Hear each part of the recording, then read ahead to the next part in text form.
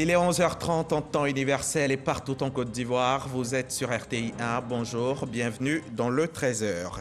Le Premier ministre Patrick Achi était hier samedi à Bouaké où il a procédé à l'inauguration des nouveaux locaux du CBCG, le Centre de bureautique, de communication et de gestion. L'établissement accueille pour cette rentrée académique plus de 900 étudiants qui y seront donc formés dans différents secteurs d'activité intégrés au binôme formation emploi. Dans ce journal, nous irons dans le district autonome du Bassa-Sandra, district qui était en fête hier à l'occasion de l'investiture du ministre-gouverneur Philippe Légré. Plusieurs membres du gouvernement ont fait le déplacement de San Pedro pour prendre part à cette cérémonie qui a enregistré la présence massive des populations. Le Fonds de garantie africain vient de mettre une ligne de garantie de 60 milliards de francs CFA à la disposition des PME de Côte d'Ivoire. L'accord cadre a été signé cette semaine entre le Fonds et la Fédération des petites et moyennes entreprises. Grâce à cette dotation du FSA, les entreprises sont assurées d'avoir accès à des crédits. Allons tout de suite à Bouaké, au centre de la Côte d'Ivoire, région de Bouaké. Le Premier ministre Patrick Achi y a procédé hier à l'inauguration des locaux flambant neufs du CBCG, le Centre de bureautique, de communication et de gestion. Seul établissement public des régions centre et nord de la Côte d'Ivoire formant au BTS. Quelques 905 étudiants y seront formés cette année. Depuis Bouaké, le reportage d'Alexis Ouedraogo. Bain de foule à Bouaké ce samedi pour le Premier ministre. Le chef du gouvernement vient inaugurer les nouveaux locaux du Centre de bureautique, de communication et de gestion de la ville. Coupure de ruban, présentation de la plaque inaugurale. Dans la salle informatique, petit échange en vidéoconférence avec les CBCG d'Abidjan. Les élèves de Bois disent qu'ils vont vous battre. Donc il y a une compétition. Nous pouvons Boaké, on attend les résultats. Ils ne peuvent pas. Le centre mis à neuf permet aux jeunes de 16 à 27 ans d'acquérir une formation de qualité en réponse au marché de l'emploi, conformément à la vision du gouvernement. L'éducation des jeunes, leur formation et surtout leur insertion professionnelle constituent des axes prioritaires pour le gouvernement. Et sur ces questions, vos instructions sont sans embâche. Il faut agir vite et dans la bonne direction afin de former le maximum de jeunes au métier et rechercher avec le secteur productif les stratégies d'insertion professionnelle. Bâti sur 3 hectares, le centre compte pour cette rentrée 905 élèves et l'État veut aller plus loin avec la réhabilitation engagée des lycées professionnels sur toute l'étendue du territoire, notamment dans les villes de Jacquesville, Mambondoukou, Bouaké, sans oublier le centre de formation au métier de l'automobile d'Abobo. Objectif, développer l'école de la seconde chance. La Côte d'Ivoire a besoin aujourd'hui d'ouvriers, de techniciens, de scientifiques, d'ingénieurs, de comptables, de gestionnaires pour accélérer la machine de nos entreprises et celle de notre marché de l'emploi ainsi que celle de notre nation. À nous de l'expliquer, à nous de le valoriser. Chers amis étudiants, ici se trouve désormais votre avenir.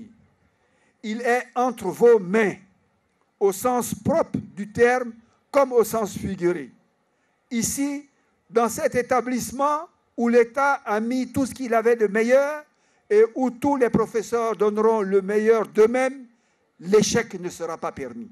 L'État a fait don de 2 quarts, plusieurs brasseurs, des équipements de sport, de couture, auxquels s'ajoute une enveloppe de 9 millions de francs CFA. De la région de Bouaké, je vous emmène maintenant dans le district autonome du Bassa-Sandra, district autonome qui était en fait, je vous le disais, qui était en fait hier à l'occasion de l'investiture du ministre-gouverneur Philippe Légré. Ils sont nombreux, ces membres du gouvernement qui ont fait le déplacement de San Pedro pour prendre part à cette cérémonie, une cérémonie qui a aussi enregistré la présence massive des populations. Le témoignage de Mahama Traoré. Espace Rotary de San Pedro. Le district du Bassa-Sandra s'y est mobilisé ce samedi pour célébrer la nouvelle ère de décentralisation, celle qu'incarne Légré Dakba Philippe en sa qualité de ministre-gouverneur du district autonome du Bassa-Sandra. Investi dans ses nouvelles fonctions par la chefferie, le président du Conseil économique, social, environnemental et culturel et plusieurs membres du gouvernement Philippe Légré témoigne sa gratitude au chef de l'État. Merci, Monsieur le Président de la République. M'adressant à mes parents, je vais leur dire de nous faire confiance. Et de faire confiance au président Ouattara. De faire confiance à ce grand homme, à ce grand bâtisseur. Eh bien, c'est grâce à lui que nous allons sortir de l'ornière et que nous sommes sortis de l'ornière. Les régions de San Pedro, du Boclé et de la Nawa forment le district autonome du Bassa-Sandra et leurs attentes sont nombreuses en termes de développement. Les populations de la région du Boclé voudraient par ma voix vous présenter certaines doléances qui leur tiennent à cœur. Il s'agit de la construction du port de Sassandra, de la construction du débarcadère de Fresco. Je souhaiterais également souligner que l'arrière-pays de nos régions sont en attente de projets. La Nawa est une région à très fort potentiel. Afin de permettre l'éclosion de cette région, il est indispensable d'investir dans la réhabilitation et le développement d'axes routiers. Pour être à la hauteur de nombreux défis qui l'attendent, Philippe Légré pourra compter sur le soutien du gouvernement. Je voudrais lancer un appel au rassemblement de toutes les forces vives autour de votre personne et de l'entité que vous dirigez afin de vous permettre de réussir ce pari et de faire de notre district meilleur district de la Côte d'Ivoire. Pour conforter ces acquis, l'État a pris l'option d'une gestion de proximité qui impliquera à son tour une participation plus directe des populations dans ce qui les concerne. Les districts autonomes deviennent ainsi le dernier anneau qui vient achever le dispositif institutionnel de la décentralisation. Que ce soit à Fresco, à Sassandra, à Soubré, à Gayo, à Mayo, à San Pedro, rassemblez-vous! Rassemblez-vous! À vous tous, ayez le sens de la tolérance. Ayez à cœur, Monsieur le ministre-gouverneur, de ne pas trahir la confiance du président de la République et d'œuvrer pour développer les énormes potentiels en matière agricole et touristique qui n'attendent qu'à être mis davantage en valeur. Je vous souhaite plein succès dans cette nouvelle fonction et vous réaffirme mon soutien constant. J'ai cité ici le Premier ministre Hachi Patrick. Renforcer le réseau de voirie dans les 3 régions du district du Bassa-Sandra et surtout l'urgent chantier de mise à niveau des infrastructures à San Pedro en vue de la Coupe d'Afrique des Nations 2023. Voilà autant de défis que devra relever le ministre-gouverneur du district autonome du Bassa-Sandra. Et après la cérémonie d'investiture, le correspondant RTI 1 dans le district du Bassa-Sandra a souhaité recueillir quelques impressions de participants. Sam Conan a donc promené son micro et sa caméra à travers la foule. Tour d'horizon de quelques réactions dans ce reportage qu'il nous propose maintenant. Grosse mobilisation des 3 régions du district autonome du Bassa-Sandra.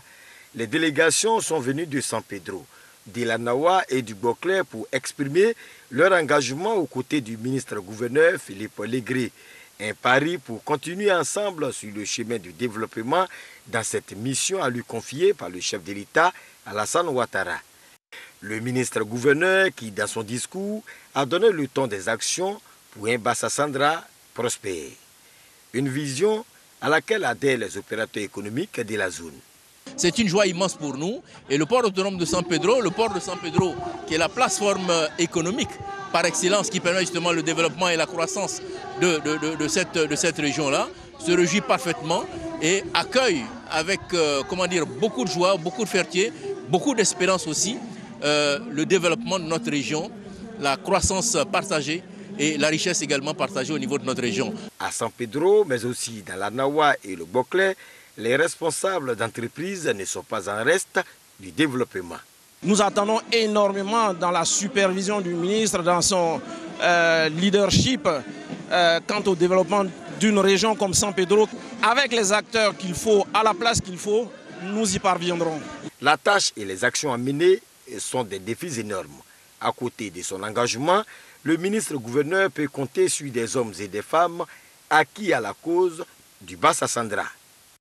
On quitte le Bassa-Sandra, on revient à Abidjan. Le Fonds de solidarité africain vient de mettre une ligne de garantie de 60 milliards de francs CFA à la disposition des PME de Côte d'Ivoire. L'accord cadre a été signé cette semaine entre le Fonds et la Fédération des petites et moyennes entreprises. Grâce à cette dotation du FSA, les entreprises sont assurées d'avoir accès à des crédits. Le témoignage de Bernice Gompou et Lancide Bakayoko. Par cet accord cadre, le Fonds de solidarité africain se porte garant des crédits qui vont être octroyés par les banques ordinaires aux membres de la Fédération ivoirienne des petites et moyennes entreprises.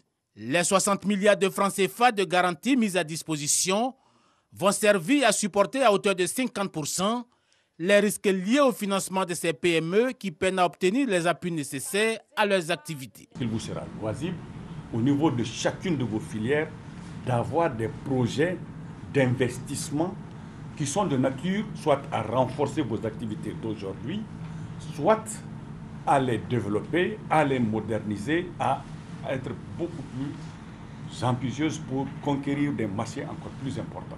Nous sommes prêts à vous accompagner. Pour bénéficier des financements, les PME devront avoir un plan d'affaires opérationnel, un projet bien structuré, économiquement viable, et dont la rentabilité financière place le promoteur en capacité d'honorer dans les délais contractuels ses engagements auprès du système bancaire. Pas de quoi contrarier les candidats qui vivent mal la réticence des établissements financiers classiques à leur accorder des prêts. C'est une opportunité pour les PME d'avoir accès au financement. Parce que l'enjeu du financement, c'est de pouvoir avoir la confiance de la banque qui donne cet argent. Et la contribution des fonds de solidarité, c'est d'être derrière cette PME qui sollicite le financement en offrant une garantie. Et cette garantie va permettre d'avoir un taux préférentiel, d'avoir une confiance qui permettra aux PME d'accéder facilement au financement. Le Fonds de solidarité africain est une institution financière multilatérale de garantie qui regroupe 14 États africains basés à Niamey, au Niger. Il a pour mission de jouer le rôle de catalyseur des systèmes financiers en vue de maximiser l'accès au crédit destiné à financer des projets d'investissement productifs, mais aussi à faciliter la mobilisation de l'épargne locale et extérieure, notamment par des interventions en garantie sur les marchés financiers. C'est une nouvelle qui est fortement saluée. Le tristement célèbre marché Roxy d'Abidjan va faire sa mue. Longtemps considéré comme le temple du faux médicament en Côte d'Ivoire, le site va bientôt abriter un marché ultra moderne. C'est un projet mis en œuvre par la mairie d'Adjamé et la coopérative des marchés Gouro. Et les choses vont vite. La première pierre a été posée cette semaine. Témoignage à Boussanoko. Voilà à quoi ressemblera désormais le nouveau marché Gouro d'Adjamé Roxy. Cet édifice comprendra des magasins, un marché aux légumes, des institutions financières et un parking au sous-sol. La pose de la première pierre a été faite par le maire de la commune d'Adjamé, Farikou Soumaourou, le représentant du ministre du Commerce et les femmes issues de la coopérative des marchés Gouro d'Adjamé. La construction de ce marché permettra d'aider les femmes à mieux exercer leur commerce dans un environnement sain. Les députés maires de la commune d'Adjamé, Farikou Soumaourou et le représentant du ministre du Commerce ont rendu un hommage aux commerçantes. Je réitère donc mon engagement et ma promesse de tout mettre en œuvre pour que le marché Gouro d'Adjamé Roxy soit l'un des meilleurs de la Côte d'Ivoire, un lieu de rendez-vous de nos familles, des jeunes et des moins jeunes, avec l'envie de se faire plaisir pour nourrir son corps et son esprit. Je saisis cette occasion pour rendre un hommage particulier et appuyé à des braves dames pour leur constant engagement et leur détermination au service de la nation et du secteur du vivrier en Côte d'Ivoire. Rappelons que c'est sous l'initiative de la coopérative des marchés Gouro d'Adjamé et avec l'appui de la municipalité que ce marché verra le jour. Dans l'union réside la force. L'union est toujours fructueuse. Dans le domaine de l'élevage et des ressources halieutiques, la Côte d'Ivoire et la Guinée ont décidé de mutualiser leurs efforts.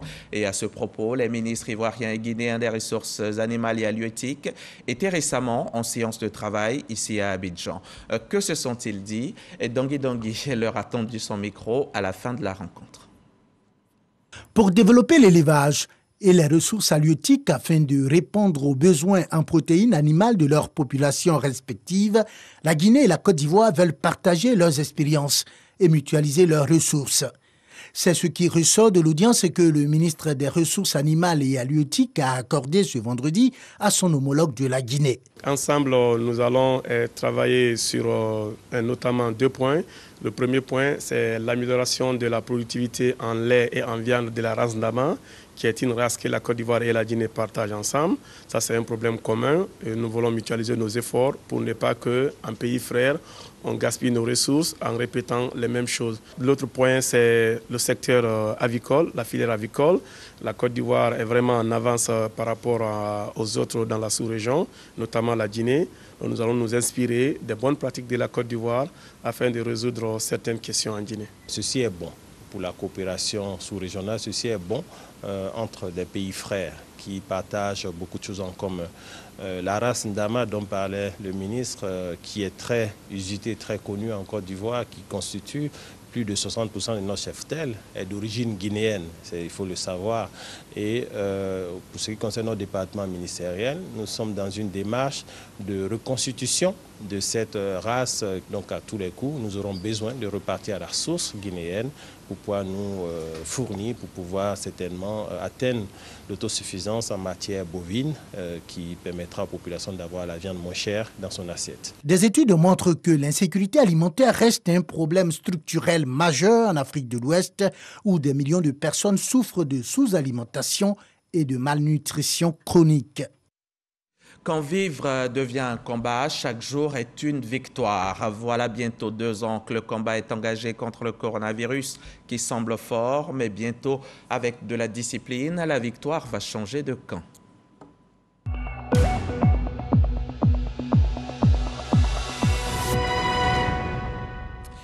Telle la rivière qui suit la même pente et qui coule toujours dans le même sens, le coronavirus continue de tuer et d'affecter la planète. À ce jour, le monde compte 326 millions de malades pour 5,54 millions de morts. À l'échelle nationale, on dénombre depuis le début de la pandémie, c'était en mars 2020, souvenez-vous, on dénombre donc 79 088 cas de Covid. Hier seulement, les autorités sanitaires indiquent avoir dépisté 389 nouvelles contaminations et 5 décès ont été enregistrés. La Côte d'Ivoire compte donc depuis hier 753 morts de Covid. On ne le répétera jamais assez, protégeons-nous, faisons-nous vacciner. Le coronavirus est réel et il tue.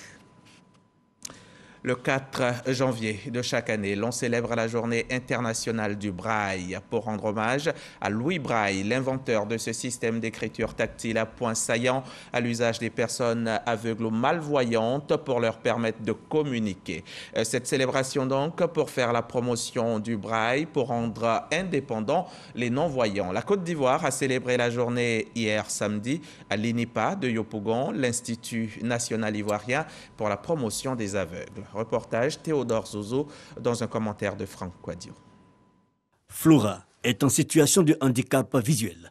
Institutrice depuis 2 décennies à l'Institut national ivoirien pour la promotion des aveugles INIPA, elle dispense cette formation à l'écriture braille aux non et malvoyants avec passion. Pour l'enseignante, cette écriture est conçue à partir des 6 points permettant de former les 40 lettres de l'alphabet braille.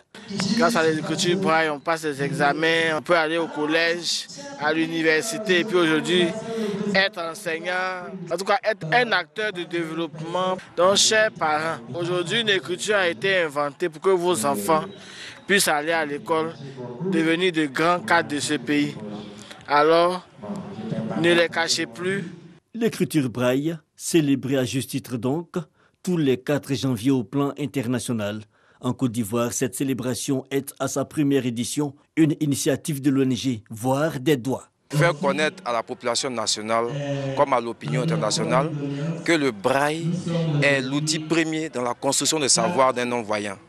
Si le non-voyant doit aller à l'école, s'épanouir dans son travail, dans son couple, en tout cas dans tous les compartiments de sa vie, s'il n'a pas le braille comme base fondamentale en ce qui concerne la connaissance, il ne pourra pas exercer, il ne pourra pas s'épanouir.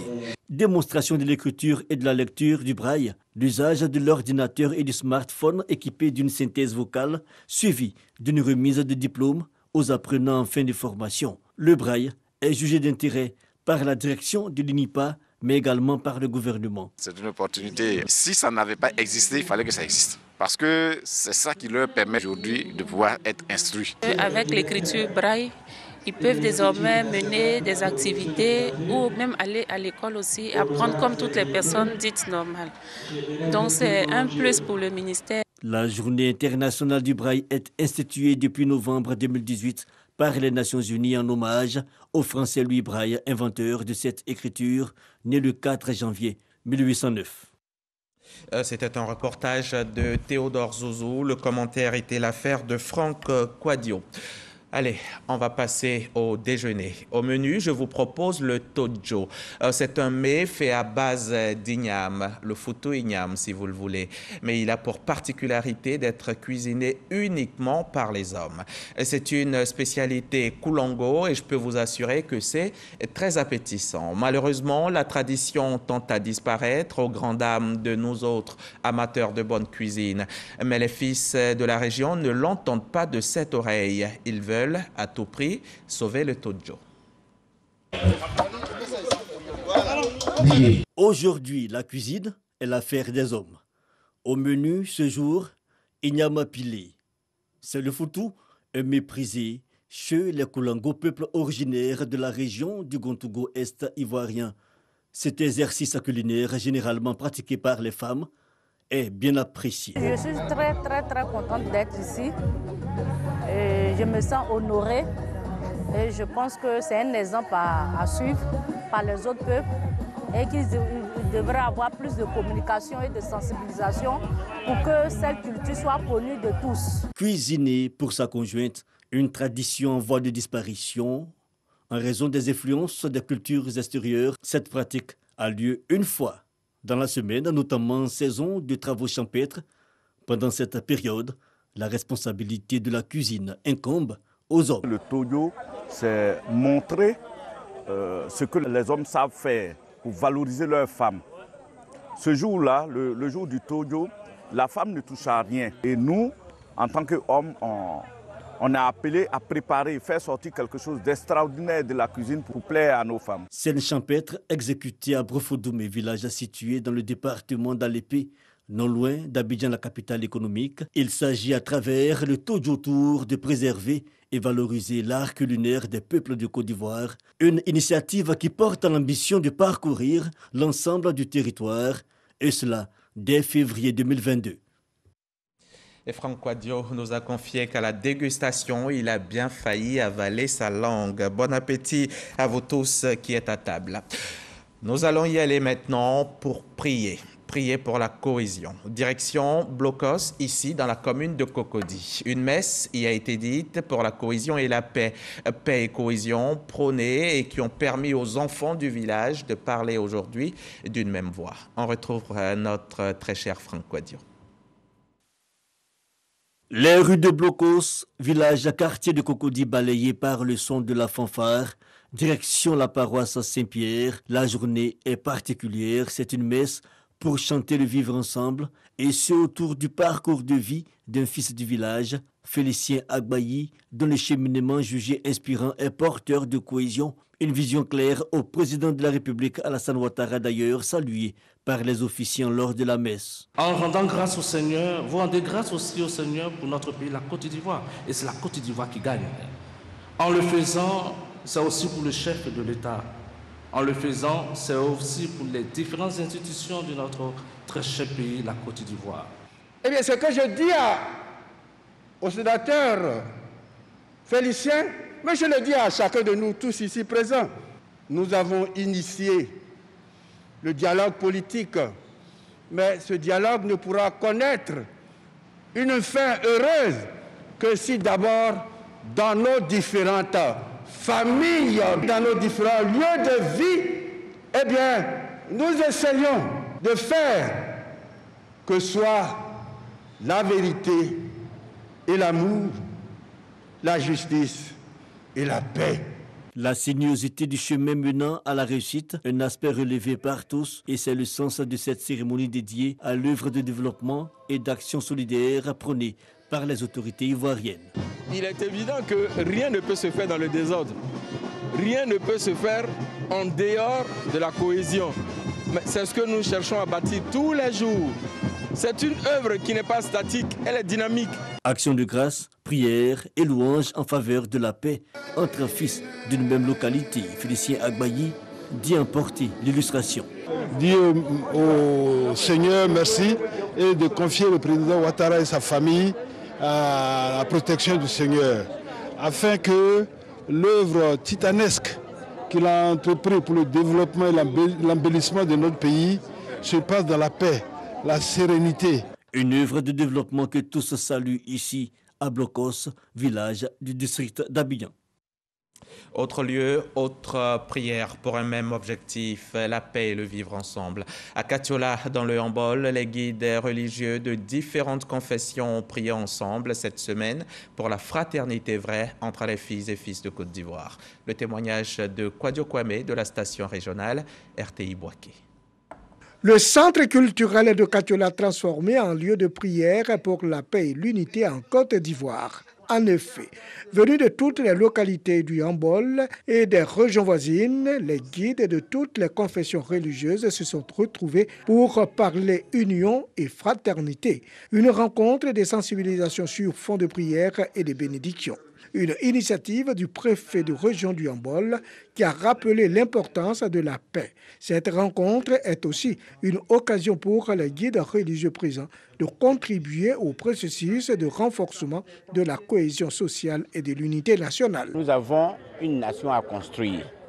On a voulu, par une symbolique très forte, envoyer l'image d'une Côte d'Ivoire qui peut se retrouver quand il le faut, et l'image de religieux divers qui peuvent se réunir en un même lieu pour parler de paix, pour prêcher la paix. C'est cette image que nous voulons pour la Côte d'Ivoire tout entière.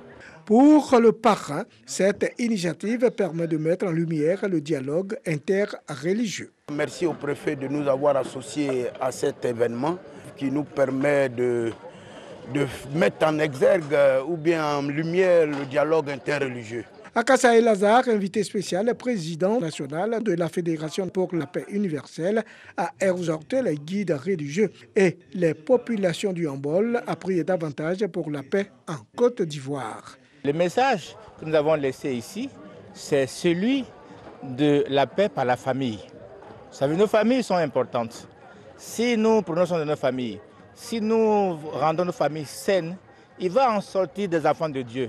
Donc j'invite tous les Ivoiriens à prendre soin de leur famille. Invocation, louange et bénédiction ont marqué cette rencontre religieuse à Katiola. De retour à Abidjan, on va faire une halte à Yopougon. On s'arrête pour célébrer les 25 ans de la paroisse Saint-Mathieu de la commune. Les paroissiens ont profité de cette célébration pour traduire leur reconnaissance à l'Éternel. Jean-Marc Djadji y était avec Blaise Kouassi et Franck Quadio pour le reportage. Yopougon, cité verte, l'église catholique Saint-Mathieu est en fête. Érigée en paroisse en 1996, les fidèles chrétiens célèbrent le jubilé de leurs 25 ans d'existence, sous fond de reconnaissance et de prise de conscience. Cette célébration est également l'occasion pour les leaders de renouveler leur engagement à œuvrer pour l'autonomie de la paroisse. Les conseils ont toujours fait en sorte que tous les groupes soient autour des pères curés. C'est ensemble, laïcs et prêtres, les forces mises ensemble, que nous pouvons aller de l'avant.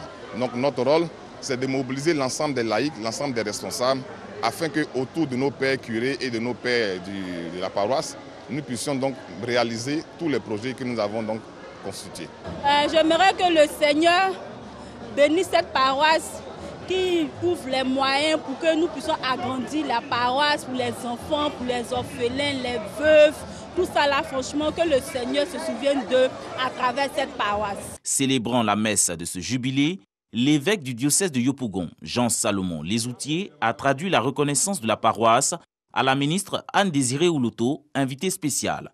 Ce jubilé, couplé avec le 11e anniversaire de la dédicace de la paroisse, une occasion de faire le bilan. Il y a le thème de l'année qui est basé sur l'adoration. Nous sommes dans le domaine du spirituel et il nous est difficile de quantifier combien il y a eu de conversions, combien il y a eu de personnes qui ont adhéré à la foi catholique à travers cette paroisse. La paroisse a grandi aussi bien par ce qui se voit et nous espérons aussi par ce qui ne se voit pas. Après 25 ans, nous voyons que Saint-Mathieu est devenu une paroisse mature qui tend vers son autonomie financière et vers tout en la foi. Plusieurs pionniers ayant œuvré pour la croissance de la paroisse ont été distingués. Dans les années à venir, l'Église prévoit se doter d'un complexe économique pour son autonomie et la prise en charge des populations vulnérables. La Coupe d'Afrique des Nations se poursuit au Cameroun ce dimanche. 4 matchs se joueront. Le tout premier de la journée, c'est tout à l'heure à 13h. C'est la rencontre Gambie-Mali. C'est à 16h que les éléphants de Côte d'Ivoire démontreront leur suprématie sur les Sierra Léonais. Dans le même temps, toujours à 16h, la Tunisie et la Mauritanie se mesureront. Et là, ce sera malheur aux vaincus. Le dernier match du jour se jouera dans la soirée à 19h. C'est le duel Algérie-Guinée équatoriale. Vous pourrez suivre chacune de ces rencontres sur votre chaîne RTI 1 avec la meilleure qualité d'image et des plateaux tenus par nos sportifs et leurs invités, des experts de foot. Et je rappelle que la Côte d'Ivoire affronte la Sierra Leone tout à l'heure à 16h. Tous derrière les éléphants. Il est midi, on va s'arrêter là pour cette édition du 13h. Je reviens jeudi à l'heure habituelle cette fois. Merci de nous avoir suivis, mais restez en place et ne zappez surtout pas. La CAN, c'est sur RTI.